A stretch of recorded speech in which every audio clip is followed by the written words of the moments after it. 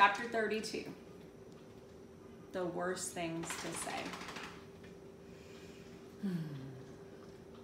Automatically makes me think of some things that I've said that either hurt people's feelings or made them angry. So definitely make a connection to your book and ask a question with your chapter title. If Pa didn't get him first, Virgil figured one of three things would happen. He could suffocate, starve, or die of thirst. He didn't know which was worse. Maybe all of them would happen. Maybe he wouldn't be able to breathe and his tummy would rumble until it made his heart stop and his throat would close up, dry as a bone, and it would all happen at the same time. How much air was in an abandoned well anyway? Was there a limited supply?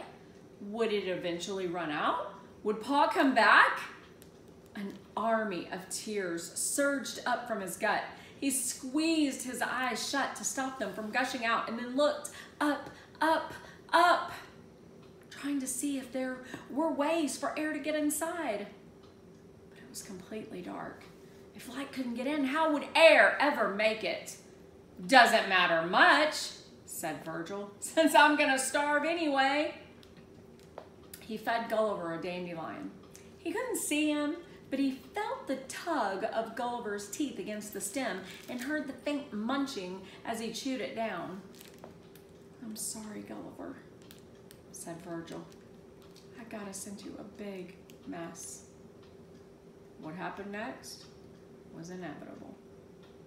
That's foreshadowing when the author does that.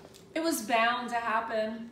Even if Virgil didn't want it to, honestly, it would happen to anyone. Virgil began to cry.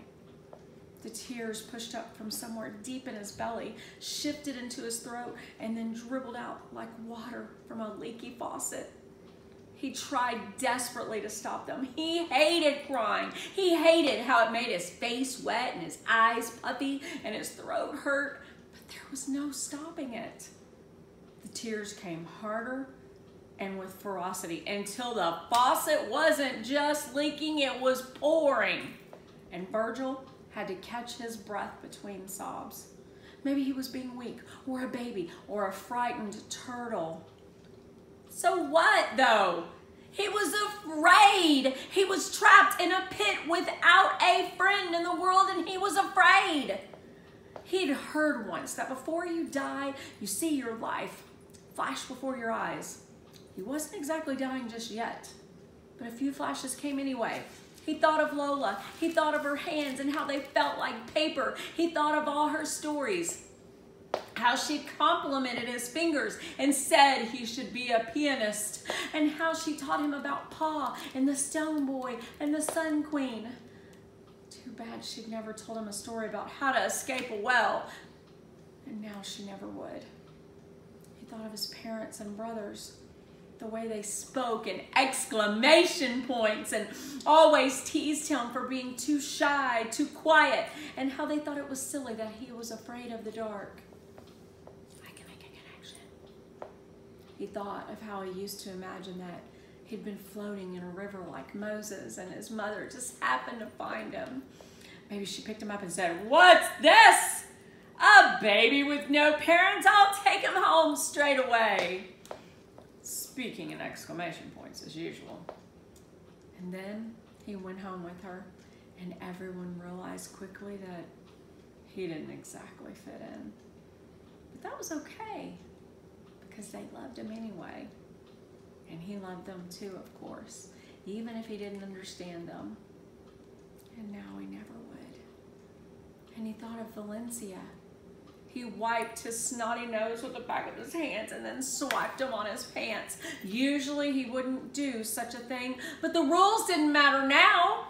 He was suffocating in a land of lost opportunities where he should have talked to Valencia, told Lola that he loved her, tried to understand his parents and brothers, thanked Kaori for being such a good friend to him. And now it was too late for any of that. Pa would come eventually, he was certain. And even if Pa didn't come, snatching Gulliver as an appetizer before going after the main course, there was still no hope. Virgil took big, heaving breaths. He cried until the faucet ran dry. How would anyone find him? The bull was his only hope for rescue, and there was a fat chance of that happening. The bull had probably forgotten about him already, or maybe he was back in his devil's den making a note in his log of evil deeds. First day of summer, trapped Virgil Salinas in a well. Virgil's cheeks ached. His eyes burned, his nose throbbed. Crying hurt. That's why he hated it so much. Crying is good for the soul, said Ruby softly. It means that something needs to be released, and if you don't release the something, it just weighs you down until you can hardly move. There's nothing else for me to do, Virgil said. His voice was hoarse from the weeping. You should try yelling again. Virgil pressed the heels of his hands against his eyes. What's the point? No one can hear me. Of all the questions you ever ask yourself in life, never ask, what's the point? It's the worst question in the world, Ruby said. You sound like Lola. Good. I miss her. He said it quietly, embarrassed even in front of himself. But it needed to be said. When you say things aloud, you let them go.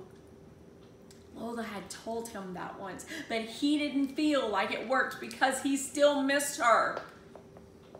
It's not like you're never going to see her again, Ruby said. How do you know? No one will ever find me. No one will ever save me. There's no chance. Bayani, of all the things you ever tell yourself in life, never say, there's no chance. Okay, it's too late then. Ruby sighed. The sound traveled like a curl of invisible smoke. That's even worse, she said. Virgil slumped against the wall. He wanted to sleep through the starvation, but he couldn't.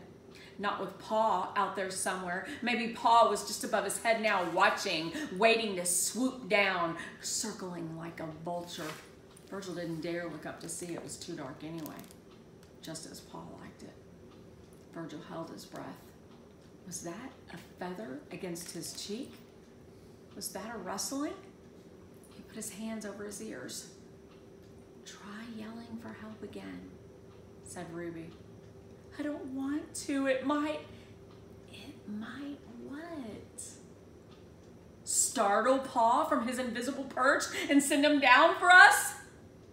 I told you, he only grows if you're afraid of him, said Ruby. Ignore Pa. Just yell. Virgil dropped his hand slowly.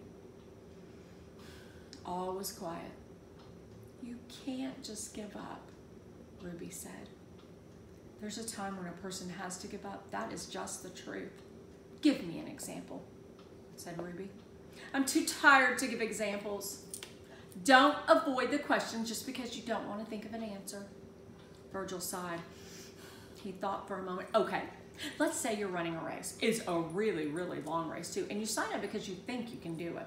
You practice running for months, maybe even years, and then the big race comes and you're running, and suddenly your legs are really tired and you're dehydrating and you can hardly breathe, and the finish line is still way down the road and stuff, but you just can't make it. You start throwing up or something. If you keep going, you know you'll drop dead, and so you stop and you sit on the side of the road so you don't die. You have to give up or else. That is a terrible example, said Ruby. Virgil's eyebrows bunched together. He glared into the darkness. No, it's not. Yes, it is. What makes it a terrible example? Because the person in your story didn't give up. Giving up would have never been starting the race. Virgil's side again. I want to sleep. Will you just watch out for me? I will. If you yell for help. One last time. Promise? I promise, Bayani. Make it a good one. Virgil took a big, deep breath. He filled his chest with air, opened his mouth wide, and yelled until his voice gave.